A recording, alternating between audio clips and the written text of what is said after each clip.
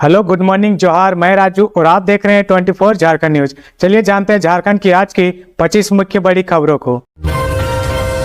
मुख्यमंत्री ने कहा 15 दिन में पूरा करें मनिया योजना के आवेदनों का वेरिफिकेशन। मुख्यमंत्री हेमंत सोरेन ने अधिकारियों से कहा कि मुख्यमंत्री मनिया सम्मान योजना का वेरिफिकेशन कार्य अगले 15 दिनों के अंदर पूर्ण कर लिया जाए। उन्होंने कहा कि बैंक और मुख्यमंत्री मनिया सम्मान योजना के लाभार्थियों से समन्वय स्थापित कर बैंक अकाउंट आधार से लिंक करने के कार्य को शीघ्र पूरा करें। मुख्यमंत्री सभी जिलों के उपायुक्तों के साथ एसटी, एससी, अल्पसंख्यक और ओबीसी, स्वास्थ्य और महिला बाल विकास विभाग की ओर से संचालित योजनाओं की समीक्षा बैठक कर रहे थे। बता दें कि हाल ही में लाखों लाभुकों के खाते में इस योजना के तहत 3 माह की राशि 7,500 रुपये भेजे गए हैं। लाभुक महिलाएं अब ये जानने को आतुर है कि अप्रैल माह की राशि उनके अकाउंट में कब तक आएगी। इस संबंध में कोई आधिकारिक सूचना तो अभी नहीं मिली है, लेकिन सरकार द्वारा पूर्व में निर्धारित तिथि के अनुसार हर माह की 15 तारीख को राशि मिल जाना है। इस बार यह कयास लगाए जा रहे हैं कि 15 अप्रैल तक हर लाभुकों के खाते में उनका पैसा पहुंच जाएगा।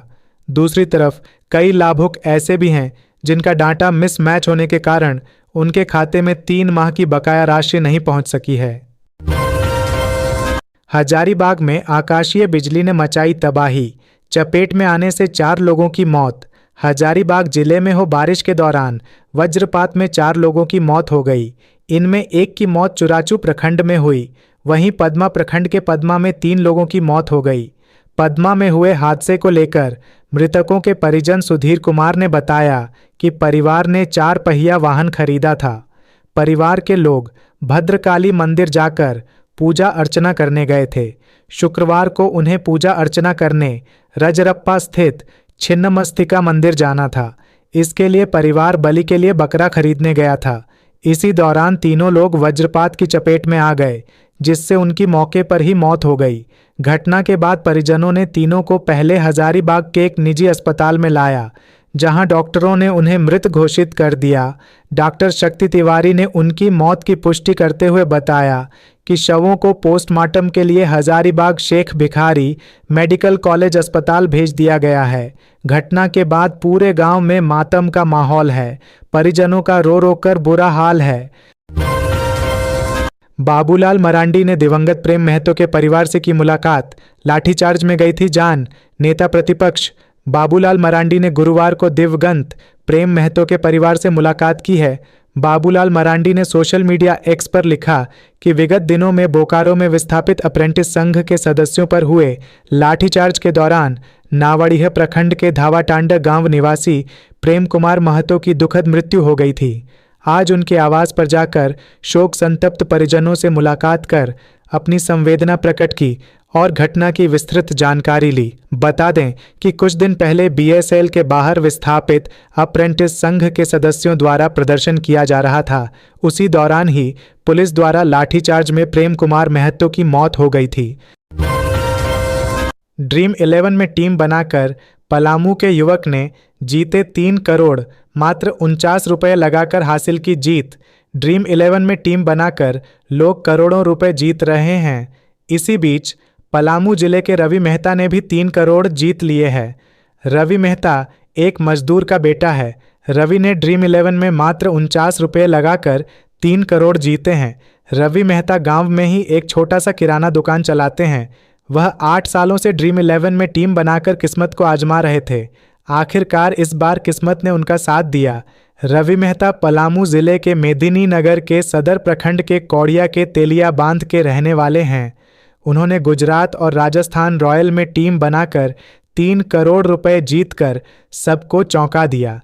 उनकी इस बड़ी जीत की खबर सामने आते ही पूरे क्षेत्र में खुशी की लहर दौड़ गई और उनके घर पर बधाई देने वालों का तांता लग गया। फिलहाल युवक का परिवार बेहद खुश है। जमशेदपुर में बस ने स्कूटी सवार को मारी टक्कर, महिला पुरुष की दर्दनाक मौत। जमशेदपुर के एमजीएम थाना क्षेत्र अंतर्गत बड़ा बाकी के समीप भीषण सड़क हादसा हुआ है, जिसमें स्कूटी सवार महिला पुरुष को बस ने पीछे से टक्कर मार दी। वहीं इलाज के दौरान महिला और पुरुष दोनों की ही मौत हो गई है। घटना गुरुवार सुबह करीब 8:30 बजे के आसपास की है। मृतका 34 वर्षीय अंजना महतो बहरागोड़ा की रहने वाली थी। वहीं मृतक 43 वर्षीय राजेश सोरेन बिरसा नगर के जोन नंबर 10 के रहने वाले थे। मृतक राजेश सोरेन की पत्नी ने बताया कि उनके पति और महिला दोनों बड़ाबाकी में एक साथ काम करते थे। उनके पति आस्था कंपनी के सिविल इंचार्ज थे। घटना के संबंध में मिली जानकारी के अनुसार स्कूटी सवार महिला पुरुष पारडी से बड़ाबाकी की तरफ जा रहे थे। तभी पीछे से आ रही बस ने स्कूटी सवार महिला और पुरुष को अपनी चपेट में ले लिया, जिससे दोनों मौके पर गंभीर रूप से घायल हो गए। वहीं स्कूटी बस में फंसी रह गई, जिसे चालक घसीटते हुए काफी दूर तक ले गया। इधर घटना के बाद इसकी सूचना स्थानीय लोगों ने पुलिस को दी। वहीं मौके पर पहुंची पुलिस ने घायलों को इलाज के लिए एमजीएम अस्पताल पहुंचाया, जहां इलाज के दौरान दोनों की मौत हो गई है। देवघर वासियों के लिए बस स्टैंड का बदला पता। बाघमारा में शुरू हुआ अंतर्राज्यीय बस स्टैंड। झारखंड का देवघर बाबा नगरी के नाम से जाना जाता है। यहाँ भारत के साथ साथ दूसरे देशों से भी लोग भगवान शिव की पूजा करने आते हैं। इसीलिए यात्रियों और पर्यटकों की सुविधा के लिए देवघर में बेहतर और बड़ा बस स्टैंड बनाया गया है। गुरुवार से इसकी शुरुआत हो गई है। पहले दिन नए बस स्टैंड से कई गाड़ियां रवाना हुईं और यात्रियों ने इसका लाभ भी उठाना शुरू कर दिया है। बाघमारा क्षेत्र में बने अंतर्राज्यीय बस स्टैंड पर बस पकड़ने आए एक यात्री ने कहा कि नया बस स्टैंड निश्चित रूप से काफ़ी बड़ा और अच्छा है। सुल्तानगंज जाने वाले यात्री राजीव कुमार ने कहा कि पुराने बस स्टैंड में किसी तरह की कोई व्यवस्था नहीं थी। शहर में हर दिन जाम की समस्या से जूझना पड़ता था, लेकिन बाघमारा क्षेत्र में नए बस स्टैंड के निर्माण से यात्रियों के साथ साथ आम लोगों को भी राहत महसूस होगी। बाघमारा क्षेत्र में रहने वाले लोगों ने बताया कि बस स्टैंड खुलने से आसपास रहने वाले ग्रामीणों को रोजगार मिलने का मौका मिलेगा, क्योंकि जब यात्रियों की भीड़ बढ़ेगी तो निश्चित रूप से स्थानीय लोग छोटे मोटे रोजगार कर सकेंगे। 10 एकड़ जमीन और 4.5 करोड़ रुपए की डिमांड बनी। अनिल टाइगर की हत्या की वजह कोलकाता में हुई थी पूरी प्लानिंग। राजधानी रांची के कांके थाना क्षेत्र स्थित एक 10 एकड़ की जमीन भाजपा नेता अनिल टाइगर के लिए जानलेवा साबित हो गई। जमीन को लेकर ही अनिल टाइगर की हत्या की साजिश रची गई और सुपारी देकर हत्याकांड को अंजाम दिलवाया गया। यह खुलासा रांची के डीआईजी सह एसएसपी चंदन कुमार सिन्हा ने किया है। डीआईजी सह एसएसपी चंदन कुमार सिन्हा ने बताया कि कांके थाना क्षेत्र स्थित चामगुरु में एक 10 एकड़ जमीन को लेकर बिल्डर देवव्रत नाथ शाहदेव और अनिल टाइगर के बीच विवाद चल रहा था। विवादित जमीन पर बिल्डर कब्जा करना चाहता था, लेकिन ग्रामीण इसका विरोध कर रहे थे, जबकि अनिल टाइगर ग्रामीणों के साथ मिलकर विवादित जमीन पर हो रहे कब्जे के खिलाफ काम कर रहे थे। बिल्डर देवव्रत नाथ शाहदेव का दावा था कि 10 एकड़ जमीन उसकी है, लेकिन अनिल उक्त जमीन पर बिल्डर का कब्जा नहीं होने दे रहे थे। मामले को सुलझाने के लिए कई बार देवव्रत नाथ शाहदेव और अनिल महतो के बीच वार्ता भी हुई थी, लेकिन हर वार्ता विफल रही। हत्याकांड को अंजाम देने के बाद रोहित वर्मा पुलिस के द्वारा एनकाउंटर के बाद गिरफ्तार कर लिया गया, जबकि अमन फरार होने में कामयाब हो गया। हत्या को अंजाम देकर अमन सबसे पहले अपने होटल पहुंचा और फिर वहां से ट्रेन में बैठकर कोलकाता फरार हो गया। बाद में टेक्निकल सेल की मदद से अमन को गिरफ्तार किया गया। जमशेदपुर में थाना से महज 500 मीटर दूरी पर बनाया जा रहा था फर्जी सर्टिफिकेट। जमशेदपुर के मानगो थाना क्षेत्र से महज 500 मीटर की दूरी पर स्थित जवाहर नगर रोड नंबर 6 के समीप एक साइबर कैफे नुमा दुकान में युवाओं को विदेशों में नौकरी दिलाने के नाम पर फर्जी सर्टिफिकेट बनाने वाले रैकेट का खुलासा हुआ है। गोवा से भूटान जा रही लाखों की शराब पलामू में जब्त। यूपी का तस्कर गिरफ्तार। शराब तस्करी के खिलाफ पलामू पुलिस को बड़ी सफलता मिली है। पलामू में एक अंतर्राष्ट्रीय शराब तस्करी रैकेट का पर्दाफाश हुआ है। पुलिस ने गोवा से भूटान जा रही लाखों की शराब की खेप पकड़ी है। यह खेप एक ट्रक के जरिए पलामू के रास्ते भूटान जा रही थी। पुलिस ने शराब की खेप के साथ उत्तर प्रदेश के एक तस्कर को हिरासत में लिया है और उससे पूछताछ कर रही है। पलामू एसपी रेशमा रमेशन को सूचना मिली थी कि शराब की बड़ी खेप तस्करी के लिए जाने वाली है। इस सूचना के आलोक में पुलिस ने पलामू के चैनपुर थाना क्षेत्र में जाल बिछाया था। इस जाल में एक ट्रक को रखा गया और जब उसकी तलाशी ली गई तो 1200 पेटी अवैध शराब पकड़ी गई। पेटियों में 14,400 शराब की बोतलें हैं। जिस ट्रक से शराब की तस्करी की जा रही थी वह उत्तर प्रदेश का है। पुलिस पूरे मामले में आगे की जांच कर रही है।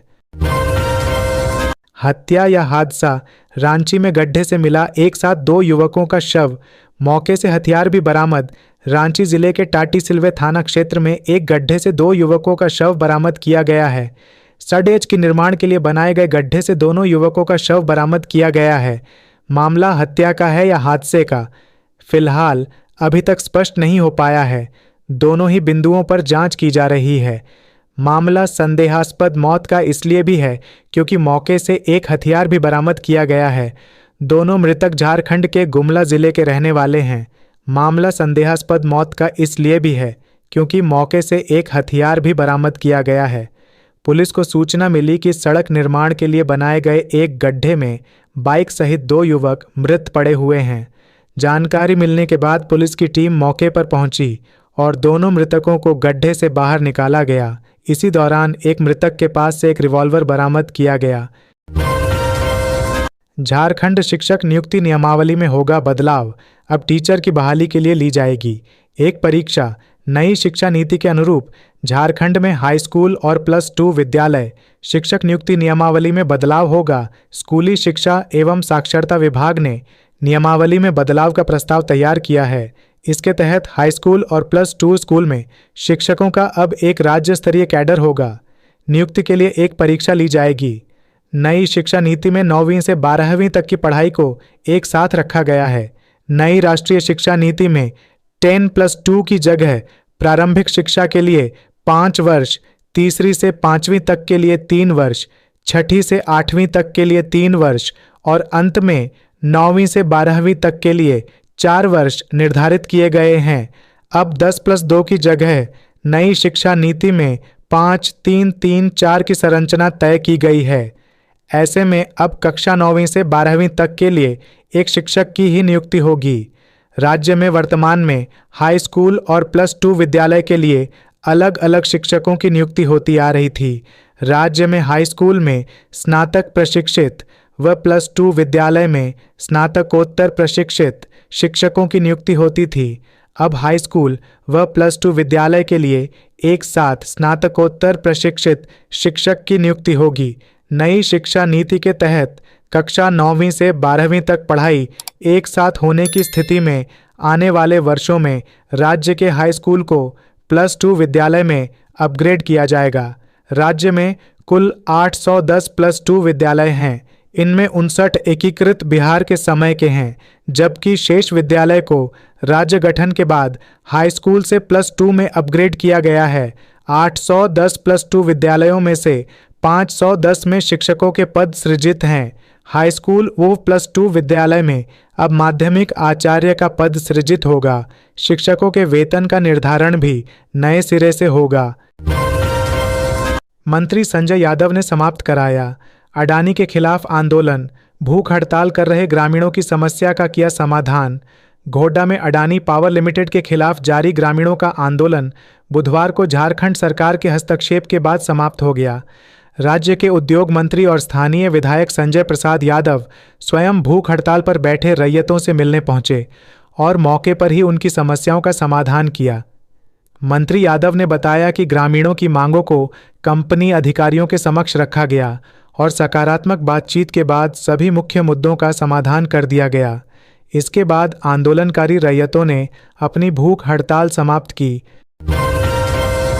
बाइक चोर गिरोह के 4 सदस्य गिरफ्तार, 14 बाइक बरामद। धनबाद जिला में बाइक चोर गिरोह विभिन्न थाना क्षेत्र में बड़ी चालाकी से बाइक चोरी कर फरार हो जा रहे हैं।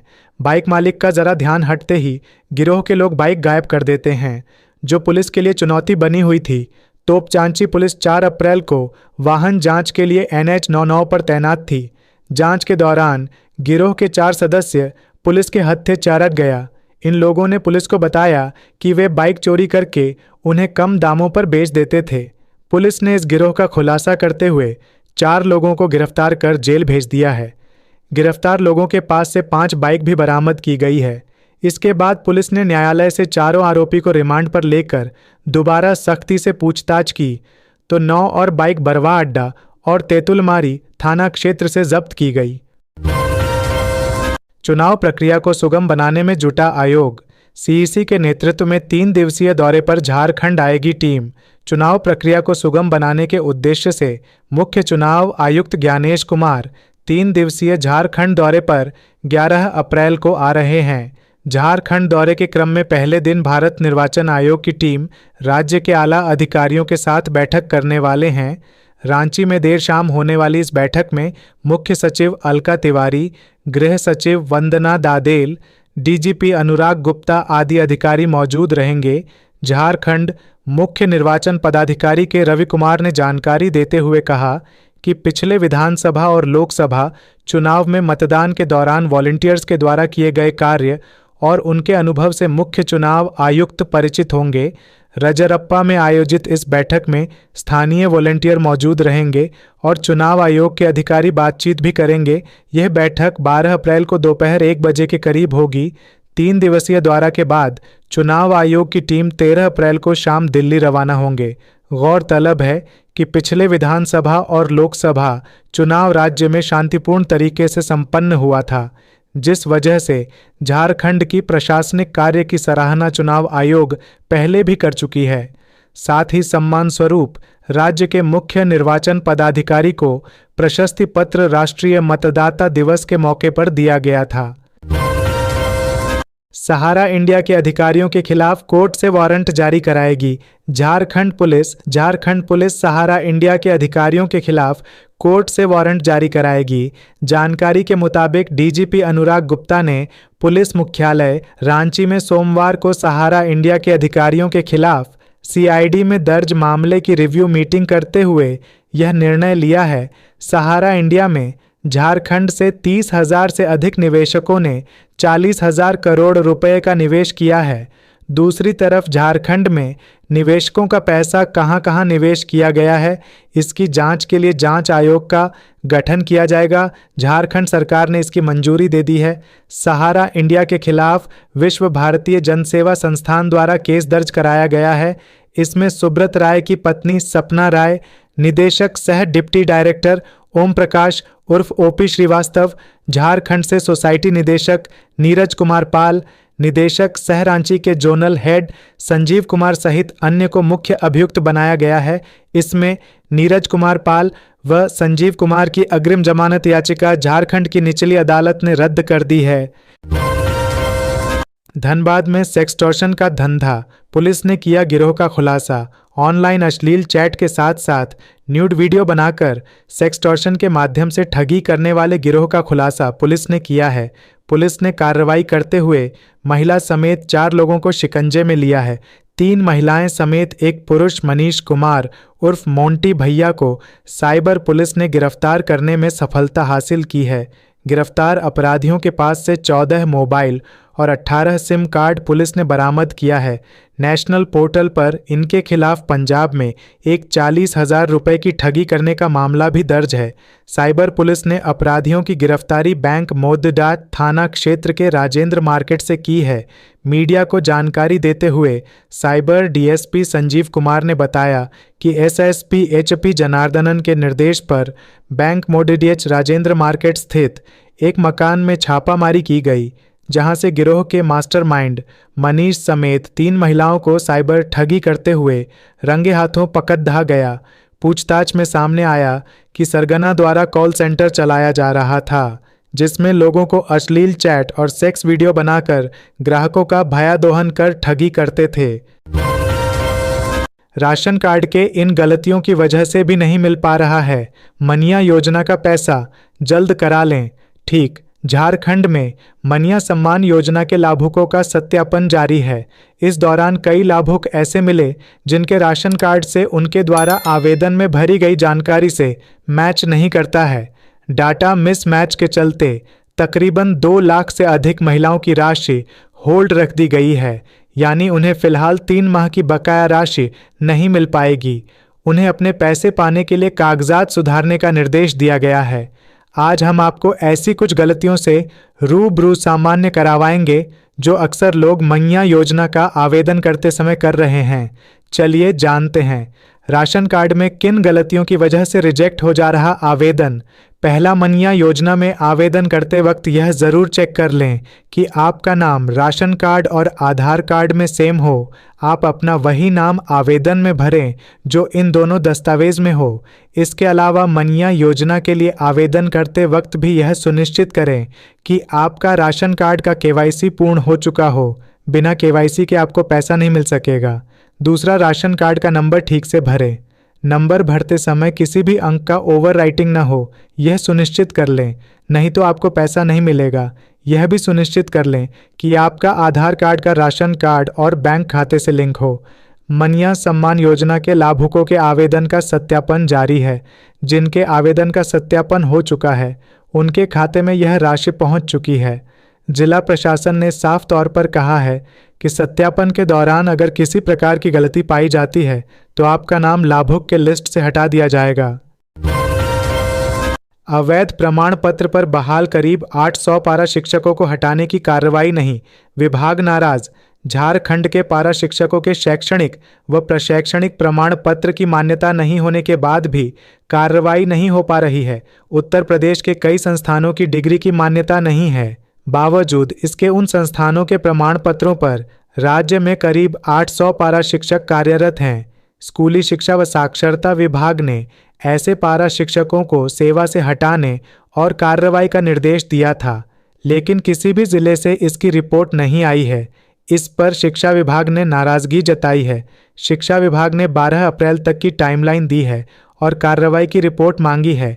झारखंड शिक्षा परियोजना परिषद के राज्य परियोजना निदेशक एचडी तिग्गा ने सभी जिला शिक्षा पदाधिकारी व जिला शिक्षा अधीक्षक को निर्देश दिया है कि प्रयाग महिला विद्यापीठ इलाहाबाद, भारतीय शिक्षा परिषद उत्तर प्रदेश, राजकीय मुक्त विद्यालय शिक्षा संस्थान उत्तर प्रदेश, हिंदी साहित्य सम्मेलन इलाहाबाद और हिंदी साहित्य सम्मेलन प्रयाग के प्रमाण पत्र वैध नहीं हैं। इस संबंध में सभी जिलों से इन संस्थानों से डिग्री के आधार पर बहाल पारा शिक्षकों पर कार्रवाई करने को कहा गया था। साथ ही कार्रवाई की रिपोर्ट देने का निर्देश दिया गया था। अभी तक जिलों की ओर से रिपोर्ट नहीं आई है, जो खेदजनक है। जिले झारखंड सहायक अध्यापक सेवा शर्त नियमावली के तहत कार्रवाई करना सुनिश्चित करें। सभी जिलों को संबंधित पारा शिक्षक के नाम स्कूल और कोटि की 1ली से 5वीं के या फिर 6ठी से 8वीं में कार्यरत हैं उसकी जानकारी देनी होगी। साथ ही संबंधित संस्थान का नाम जहां से उन्होंने डिग्री ली और वह मैट्रिक, इंटरमीडिएट या फिर बीए की है, इसकी भी रिपोर्ट देनी होगी। राज्य के पारा शिक्षकों के शैक्षणिक व प्रशैक्षणिक प्रमाण पत्रों के सत्यापन के दौरान संबंधित संस्थानों व बोर्ड की डिग्री वैध नहीं होने का पता चला था। रांची एयरपोर्ट से उड़ानों का नया टाइम टेबल जारी, 3 विमान सेवाएं बंद। रांची स्थित बिरसा मुंडा एयरपोर्ट से संचालित होने वाली उड़ानों की नई समय सारिणी मंगलवार को जारी की गई। यह समर शेड्यूल अगले 3 महीनों के लिए प्रभावी रहेगा और तत्काल प्रभाव से लागू हो गया है। नए शेड्यूल के अनुसार अब प्रतिदिन कुल 28 विमानों का आवागमन होगा, जबकि इससे पहले यह संख्या 31 थी। नई सारिणी में 3 उड़ानों का संचालन बंद कर दिया गया है। इसमें एक एयर इंडिया की कोलकाता रांची कोलकाता सेवा शामिल है, जो सुबह 8:50 में रांची पहुंचती थी। इसके अलावा दिल्ली से रांची आने वाली 2 उड़ानें भी अब नहीं चलेंगी। इनमें एक दोपहर 12:10 और दूसरी अपराह्न 3:25 में रांची पहुंचती थी। हालांकि विमानों का संचालन पहले की तरह सुबह 7:20 से शुरू होकर रात 9:05 तक जारी रहेगा। गांवों में इंटर्नशिप करने पर छात्रों को झारखंड सरकार देगी 10,000। झारखंड कैबिनेट ने ग्रास रूट इनोवेशन इंटर्नशिप योजना को मंजूरी दे दी गई है।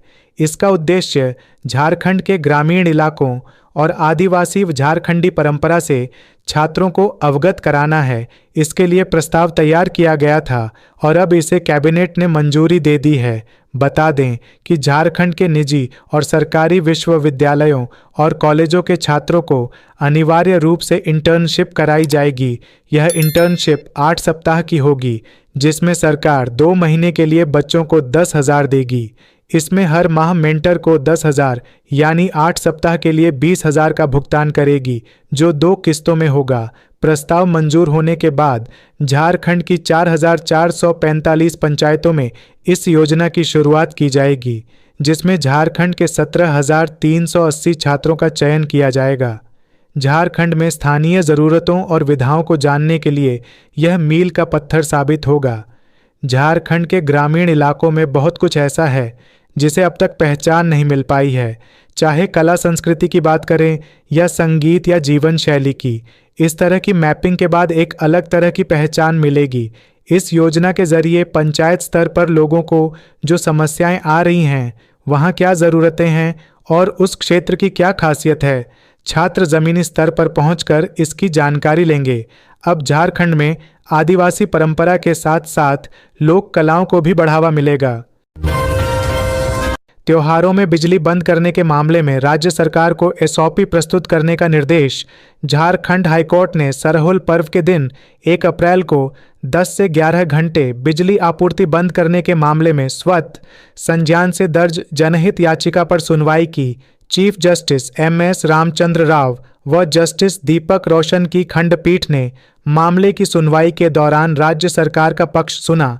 इसके बाद खंडपीठ ने सरकार को एक ऐसा स्टैंडर्ड ऑपरेटिंग प्रोसीजर SOP तैयार करने को कहा, जिससे पर्व त्योहारों में शोभा यात्रा या जुलूस के दौरान बिजली व्यवस्था बाधित न हो सके। मुहर्रम से पहले SOP प्रस्तुत करने का निर्देश दिया। मामले की अगली सुनवाई 16 अप्रैल को होगी। इससे पूर्व राज्य सरकार की ओर से महाधिवक्ता राजीव रंजन ने सुप्रीम कोर्ट के आदेश से खंडपीठ को अवगत कराया। खंडपीठ ने उसे रिकॉर्ड पर लाने का निर्देश दिया। बताया गया कि सुप्रीम कोर्ट ने हाई कोर्ट के आदेश के खिलाफ राज्य सरकार के SLP को निष्पादित कर दिया है। उल्लेखनीय है कि 1 अप्रैल को सरहुल पर्व के दिन शोभा यात्रा को देखते हुए JBVNL द्वारा रांची शहर के विभिन्न क्षेत्रों में दोपहर 1 बजे से रात 11 बजे के बीच बिजली आपूर्ति बंद कर दी गई थी। झारखंड हाईकोर्ट ने इसे गंभीरता से लेते हुए उसे जनहित याचिका में तब्दील कर दिया था। राशन का वितरण समय पर नहीं किया तो होगी कार्रवाई। रांची जिले के सभी राशन डीलरों और गोदाम प्रबंधकों को मार्च और अप्रैल की खाद्यान्न और सभी योजना के अनाज का ससमय वितरण करने का निर्देश दिया गया है। सभी को समय के अंदर गोदाम से अनाज उठाव से लेकर वितरण की प्रक्रिया पूरी कर रिपोर्ट देने को कहा गया है। साथ ही राशन का उठाव नहीं करने वालों की रिपोर्ट भी मांगी गई है। उपायुक्त मंजूनाथ भजंत्री के निर्देश पर विशिष्ट अनुभाजन पदाधिकारी मोनी कुमारी ने शहरी क्षेत्र के सभी राशन डीलरों, गोदाम प्रबंधक, पणन पदाधिकारी एवं अन्य के साथ बैठक कर यह निर्देश दिया गया।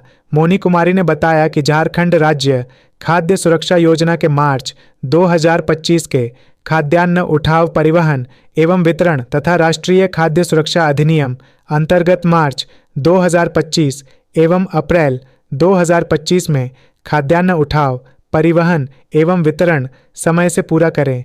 इस काम में लापरवाही बरतने और समय पर खाद्यान्नों की आपूर्ति नहीं किए जाने पर संबंधित लोगों पर कार्रवाई की जाएगी। सभी को 15 दिनों के अंदर अपने प्रतिवेदन भेजने होंगे कि कितना अनाज का उठाव हुआ और कितना वितरण किया गया। अनाज का वितरण किन कारणों से पूरा नहीं हो सका, इसकी भी जानकारी देनी होगी।